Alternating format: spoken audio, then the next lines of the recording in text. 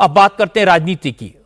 वक्फ amendment bill पर joint parliamentary committee की report आज पार्लियामेंट में पेश हो गई, लेकिन इसको लेकर दोनों सदनों में जबरदस्त हंगामा हुआ। हंगामे के कारण लोकसभा की कार्रवाई तो दिन भर के लिए स्थगित करनी पड़ी। हालांकि ऑपोजिशन पार्टीज के नेताओं ने पहले ही साफ कर दिया था कि वो जेपीसी की रिपोर्ट को एक्सेप्ट नहीं करेंगे। इसलिए जैसे ही राज्यसभा में चेयरमैन जगदीप धनखड़ ने कमेटी की मेंबर मेधा कुलकर्णी को जेपीसी की रिपोर्ट सदन में पेश करने के लिए कहा, तो विपक्ष की तरफ से नारेबाजी शुरू हो गई।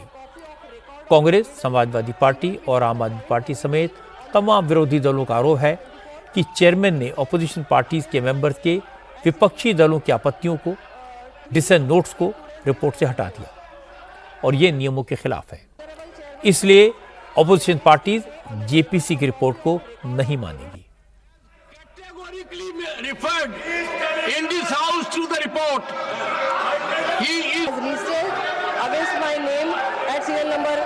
जब हंगामा बढ़ा तो चेयरमैन ने राज्यसभा में नेता विपक्ष मल्लिकार्जुन खड़गे को बोलने की परमिशन दी।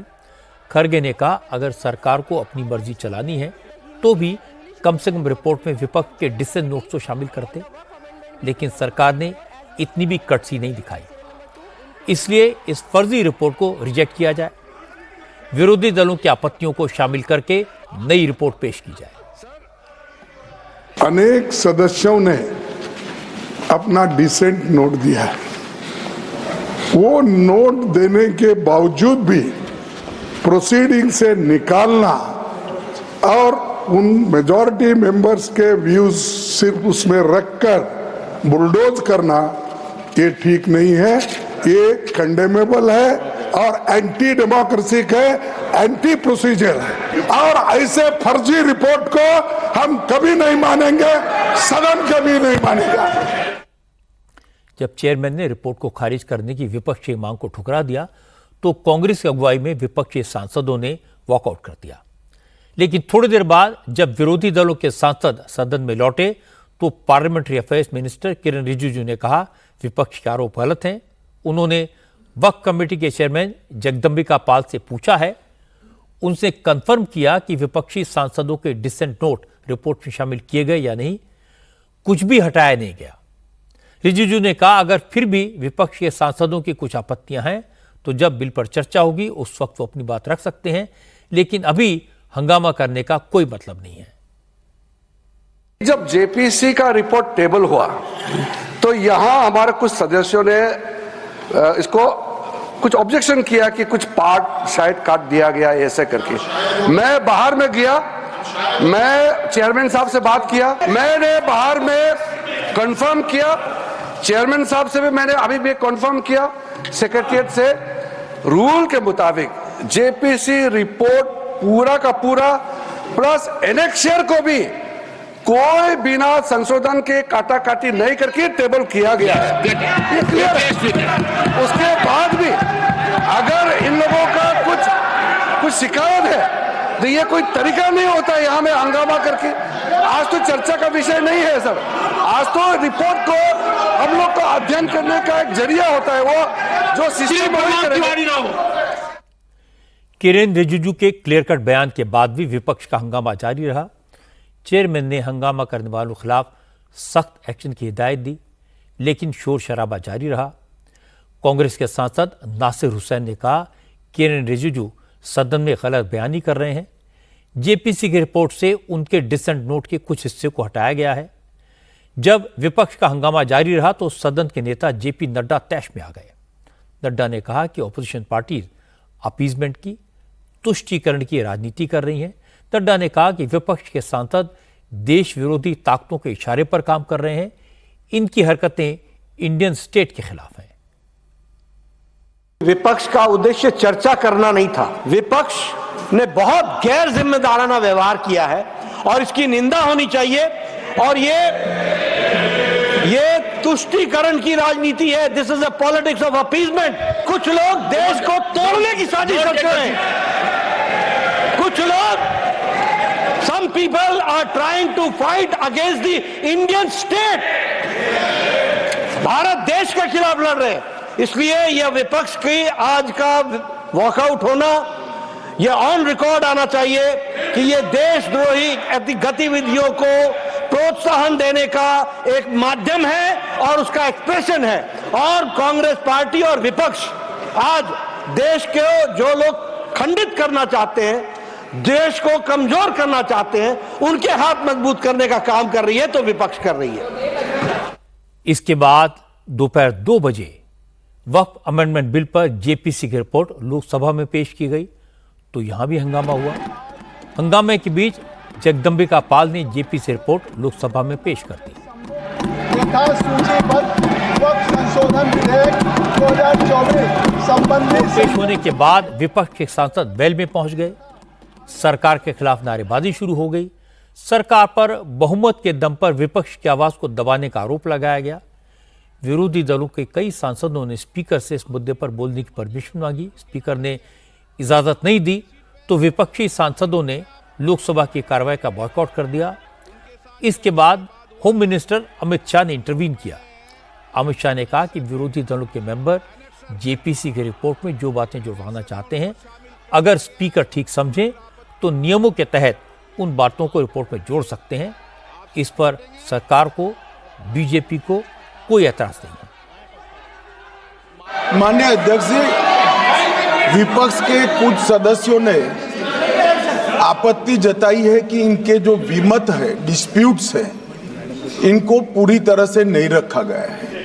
मैं मेरी पार्टी की ओर से आपको विनती करना चाहता हूं कि विपक्ष के जो डिस्प्यूट्स हैं, एक सिर कर आप संसदीय कार्यप्रणालिका के उपयुक्त रूप में जो जोड़ना है वो जोड़े। इसमें मेरी पार्टी को कोई आपत्ति नहीं। इसके बाद स्पीकर ने बताया कि आज सुबह सदन की कार्रवाई शुरू होने से पहले विपक्ष के सांसद उनसे मिले थे और अपना डिसेंट नोट हटाने की शिकायत की थी। विरोधी दलों की मांग पर उन्होंने ऑपोजिशन के मेंबर के डिसेंट नोट को जेपीसी रिपोर्ट के एनेक्सर में शामिल कर दिया है। इसलिए अब वक्फ बिल पर जेपीसी रिपोर्ट पर हंगामा करने का कोई तुक नहीं बनता। लेकिन इसके बाद भी विरोधी दलों के रुख में कोई बदलाव नहीं हुआ। सदन से बाहर आकर असदुद्दीन ओवैसी ने कहा, बीजेपी वक्फ अमेंडमेंट बिल अपने सियासी मकसद के लिए लाई है। इसका टारगेट मुसलमान है। इस बिल के जरिए मुसलमानों से मस्जिदों, मदरसों और कब्रिस्तानों को छीन लिया जाएगा। इसलिए मुसलमान इस बिल को कतई नहीं मानेंगे। जो जेडब्ल्यूसी में ऐसे स्टेक होल्डर्स को बुलाया गया जिनको भारत के संविधान पे कोई भरोसा नहीं, जिनके ऐसे ऑर्गेनाइजेशन को बुलाया गया जिनके ऑर्गेनाइजेशन के मेंबर्स आतंकवादी केसेस में अरेस्ट हुए हैं, मर्डर चार्जेस उनके ऊपर हैं, ऐसे लोगों को बुलाया गया है। और इसमें जो एडिशनल अमेंडमेंट्स जो बीजेपी और एनडीए ने पेश किए वो तो उसको और बदतर करता है। आप बताइए कि कैसे मुस्लिम वक्फ प्रॉपर्टीज में नॉन मुस्लिम को मेंबर रखा जाएगा, कैसे आप कलेक्टर एंड अबव ऑफिसर्स को पावर देंगे, कैसे कलेक्टर डिसाइड करेगा कोई वक्फ प्रॉपर्टी है या नहीं, कैसे आप ईवाईक्यू प्रॉपर्टीज को का सेक्शन खत्म कर रहे हैं, कैसे आप लिमिटेशन एक्ट को अप्लाई कर रहे हैं जो हिंदू धर्म के प्रॉपर्टीज के ऊपर, सिख धर्म के और क्रिश्चियन धर्म पर अप्लाई नहीं होता है। तो ये सिर्फ और सिर्फ ये सरकार आइडियोलॉजिकल बुनियाद पर मुसलमानों को अपनी वर्शिप से महरूम करने के लिए, क्योंकि वक्फ मुस्लिम समाज के लिए एक इबादत है, उसको छीनने के लिए ये बिल लाया जा रहा है। मगर ये जो बिल लाया जा रहा है ये वक्फ को बचाने के लिए नहीं, वक्फ को बर्बाद करने के लिए, मस्जिदों को, दरगाहों को, कब्रिस्तान को मुसलमानों छीनने के लिए लाया जा रहा है और इसका मुस्लिम समाज रिजेक्ट कर चुका है। विरोधी दलों के नेताओं को जवाब दिया रविशंकर प्रसाद ने। रविशंकर ने कहा, विपक्ष की सुई तुष्टीकरण की राजनीति पर अटक गई है, इसलिए वक्फ बिल का विरोध हो रहा है। रविशंकर प्रसाद ने कहा, ज्यादातर वक्फ प्रॉपर्टी पर अवैध कब्जा है, वक्फ की संपत्ति पर शॉपिंग मॉल तक बन गए हैं। इन्हीं कमियों को दूर करने के लिए मोदी सरकार वक्फ अमेंडमेंट बिल लेकर आई है, लेकिन फिर विरोधी दलों के नेता इस मुद्दे पर मुसलमानों को गुमराह करके भड़काने की कोशिश कर रहे हैं। ये ठीक नहीं है। और आज माननीय गृह मंत्री ने कह दिया लोकसभा में कि माननीय स्पीकर साहब देख लें, अगर कोई छूट गया है तो उसको इंक्लूड कर लें। लेकिन बड़ी बात यह है कि ये लोग तुष्टीकरण पर इनकी सुई अटकी हुई है। क्या शाहबानो, क्या 3 तलाक सारा बानो और आज वक्फ, ये सिमट कर कहाँ रह गए हैं देख लीजिए आप। विपक्ष के लोगों को एक बात मैं बहुत विनम्रता से कहना चाहूंगा, आपको अपनी बात कहने का अधिकार है, लेकिन आपकी बात मान ही जाए ये तो जरूरी नहीं है ना। अगर आपको अपनी बात मनवानी है तो जनता से वोट लेके आइए, मेजोरिटी में आ जाइए। वक्फ की जमीन पर मॉल बने हुए हैं, बड़े बड़े बाजार बने हुए हैं, गरीबों के लिए वक्फ होता है, करिए काम में क्या आपत्ति है। सरकार में शामिल पार्टियों के नेता कुछ भी कहें, लेकिन यह बात साफ दिख रही है कि विरोधी दलों के नेता आम मुसलमानों तक ये बात पहुंचाने में कामयाब हो गए हैं कि वक्फ अमेंडमेंट बिल मुसलमानों की प्रॉपर्टीज पर कब्जा करने की कोशिश है। सरकार मुसलमानों को टारगेट कर रही है। आज all India Muslim personal board के मेंबर्स ने एक स्वर में यह कहा कि सरकार भले ही जेपीसी की रिपोर्ट पार्लियामेंट में पेश कर ले, बहुमत के आधार पर कानून में बदलाव भी कर दे, लेकिन मुसलमान इसे कतई मंजूर नहीं करेंगे, क्योंकि मुसलमानों के मजहबी मामलों में दखलंदाजी है। मौजूदा हुकूमत हमारी बड़े अफसोस के साथ बोलना पड़ता है कि इसको सच्चाई से बहुत चिढ़ है, झूठ बोलती है और झूठ को फैलाती है। ये बार बार कह रहे हैं कि पूरा मुल्क वक्फ में तब्दील हो जाएगा, जहां वक्फ बोर्ड ने हाथ रख दिया वो चीज़ वक्फ की हो जाएगी, ऐसा तस्वुर है। ये बिल्कुल गलत है।